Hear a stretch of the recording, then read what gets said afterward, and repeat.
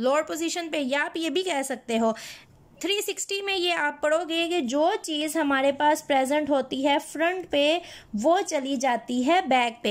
ये फ्रंट और बैक यहाँ पर नहीं देखा, यहाँ पर आप इसको स्टडी करोगे किस तरह से। हम अब यहाँ पर ये जो एक्स वाई जी हमारे पास कोऑर्डिनेट है अलोंग 360, हम इसको स्टडी करते हैं और फिर देखेंगे ये फ्रंट और बैक वाला हमारे पास किस तरह से होगा एप्लीकेबल। अब अगर मैं इसको ड्रा करती हूँ तो ये मेरे पास आता है किस तरह से, ये देखें एक्स एक्सिस ये है मेरे पास Z axis and this is Y axis, X axis Y axis and Z axis. अब ये एक्स एक्सिस है हमारे पास, ये जी है और यहाँ पर ये वाई है और ये वाई इस तरह से प्रेजेंट है सामने की पोजीशन पे।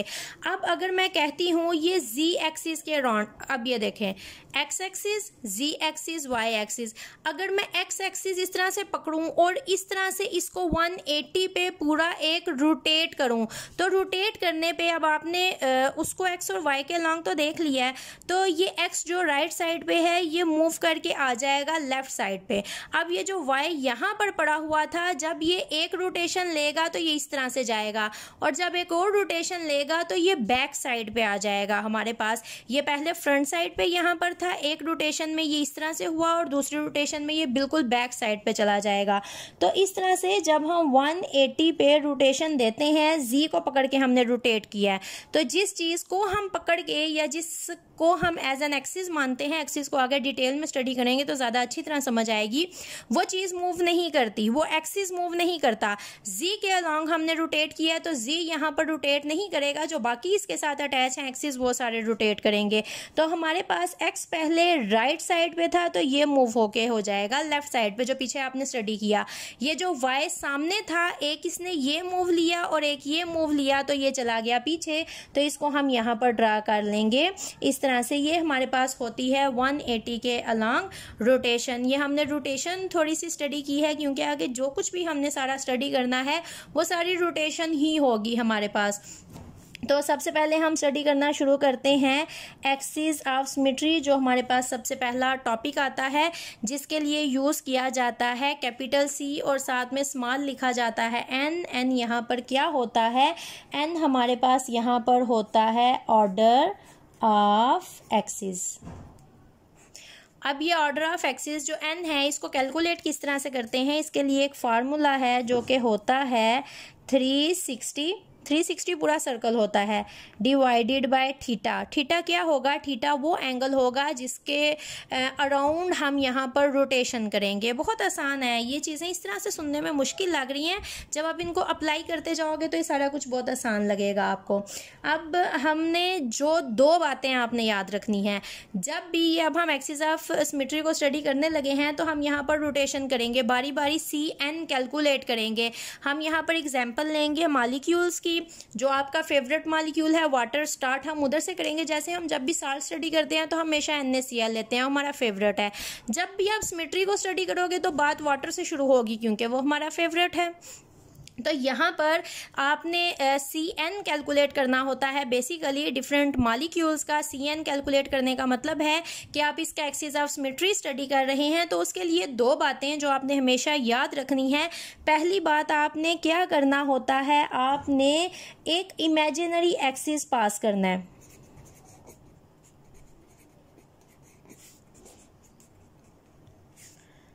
अब इमेजिनरी एक्सिस आप किस तरह से पास करते हो या क्या होता है, तो हम पास करेंगे तो आपको पता चलेगा।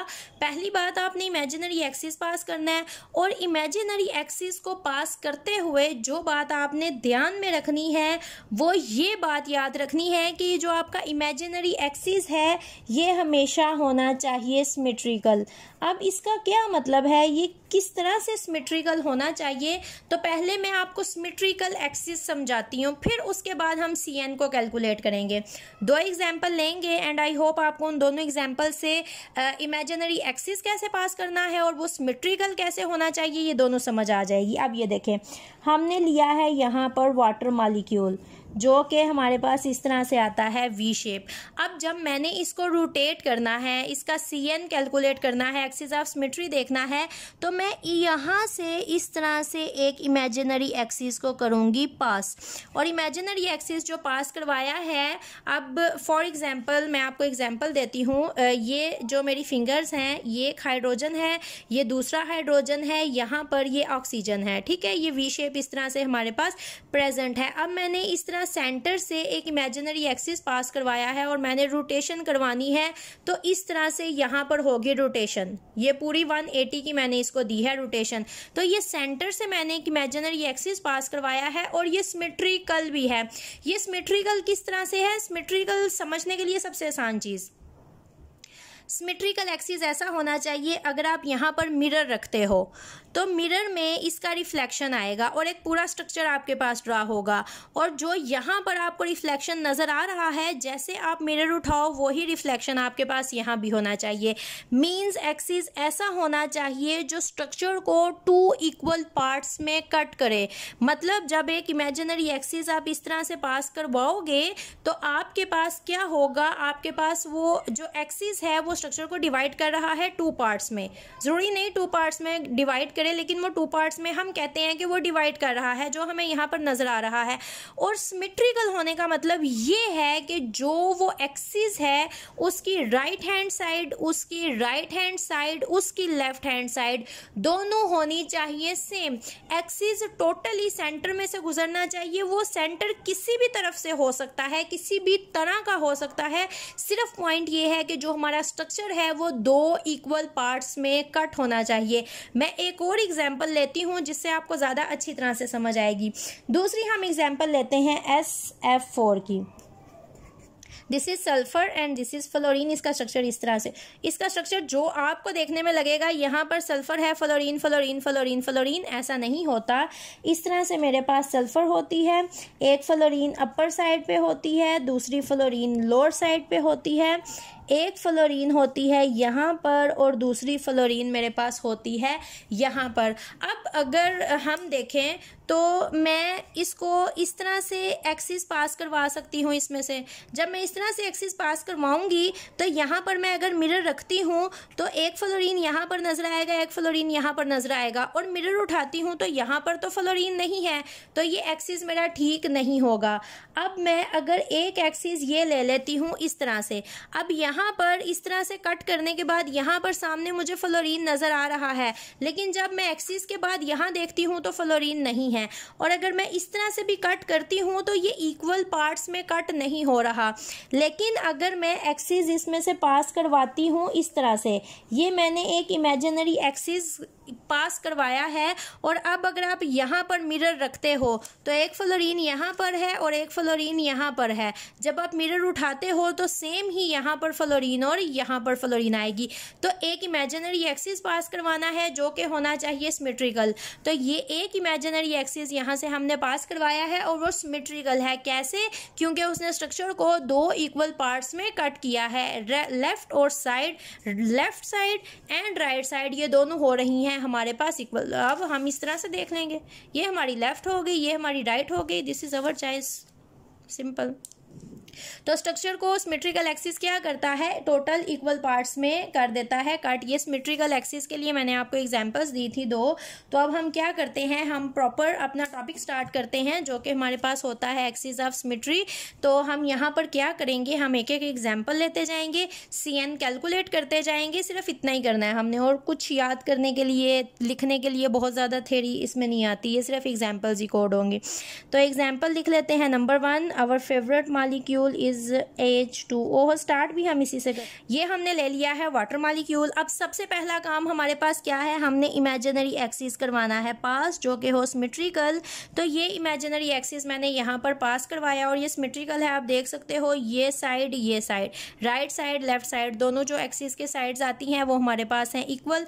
तो हम क्या करेंगे, यहाँ पर हम करेंगे इसको रोटेट हम करेंगे इसको 180 डिग्री पे। तो right side, left side side बन जाएगी, इसको मैं कह लेती हूँ H1, इसको मैं कह लेती हूँ H2। तो जब मैं 180 पे रोटेट करूँगी तो मेरे पास क्या होगा, H1 की जगह पे H2 आ जाएगा और H2 की जगह पे आ जाएगा H1। ये मैंने इसको दे दी 180 रोटेशन।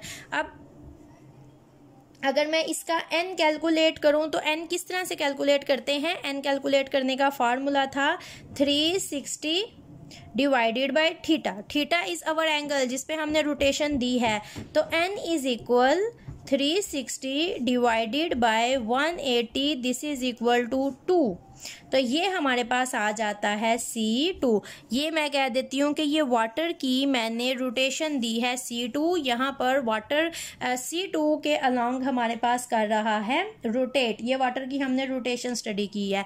अब अगर यहाँ पर इस वाटर मॉलिक्यूल को मैं दोबारा से रोटेट करवाऊँ 180 डिग्री सेल्सियस पे, तो ये क्या होगा, दोबारा से यहाँ पर आ जाता है H1 और यहाँ पर आ जाता है H2। तो अब दोबारा से अगर मैं इसका C कैलकुलेट करूँगी तो ये मेरे पास आ जाता है C2। मतलब अगर आपसे पूछा जाए कि वाटर के अंदर C2 रोटेशन एग्जिस्ट करती है तो आप कहोगे यस, वाटर के अंदर C2 रोटेशन एग्जिस्ट करती है। अब एक और एग्जांपल लेती हूँ मैं आपको।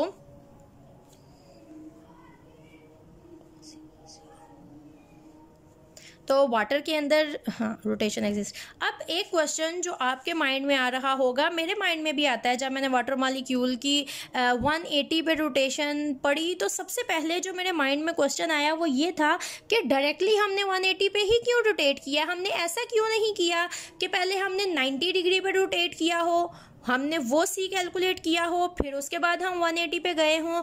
तो क्यों हम डायरेक्टली 180 की ही रोटेशन दे देते हैं, पहले हमने 90 डिग्री की रोटेशन क्यों नहीं दी।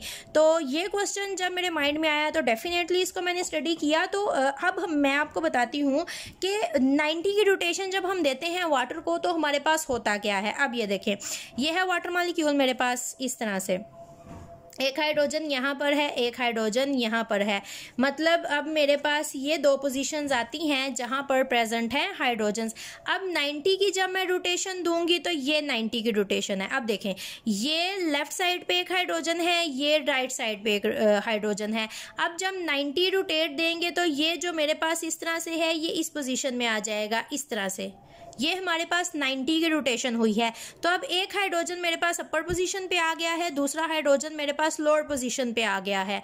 एक चीज़ जो आपने हमेशा याद रखनी है, जब आपने रोटेशन देनी है तो रोटेशन के बाद मॉलिक्यूल्स, एटम्स, रोटेशन के बाद एटम्स हमेशा उन्हीं पोजीशंस पे वापस आने चाहिए जहां पर पहले प्रेजेंट थे। मतलब क्या, मतलब ये कि यहाँ पर हाइड्रोजन राइट साइड पे है और लेफ्ट साइड पे है, तो मुझे रोटेशन वो देनी है कि रोटेशन देने के बाद जो मेरे एटम्स हैं, वो हाइड्रोजन हो या क्लोरीन हो या कोई भी मॉलिक्यूल हो, वो राइट और लेफ्ट साइड पे ही आए। अपर और लोअर पोजीशन पे आ गए तो राइट और लेफ्ट तो हमारी वेकेंट रह गई, जहां पर पहले हाइड्रोजन प्रेजेंट थे। तो ऐसा नहीं होता, रोटेशन के बाद एटम को उन्हीं पोजीशंस को वापस आके ऑक्युपाई करना होता है जहां पर वो पहले प्रेजेंट होती हैं। That is the stable one configuration of that molecule. Hydrogen right और लेफ्ट साइड पे होते हैं तो उन्होंने राइट और लेफ्ट साइड पे ही वापस जाना है, वो अपर और लोअर पोजीशन पे लाए नहीं करेंगे तो ये रोटेशन पॉसिबल नहीं होती। तो अगर मैं कहूँ कि मैं इसको 90 डिग्री की रोटेशन दूं, जो कि 90 डिग्री की रोटेशन पे 360 डिवाइडेड बाय 90 मेरे पास C4 आता है। तो अगर आपसे पूछा जाए कि आइदर वाटर में हमारे पास either C4 rotation is possible in water molecule और नॉट, तो हमारे पास इसका आंसर ये आता है कि C4 rotation is not possible in water molecule, only C2 rotation is possible in water molecule. C4 rotation यहाँ पर नहीं होती, क्योंकि जब हम C4 रोटेट करते हैं मॉलिक्यूल को तो जो हमारे पास उनकी ओरिजिनल पोजीशंस हैं वो अनऑक्युपाइड रह जाती हैं।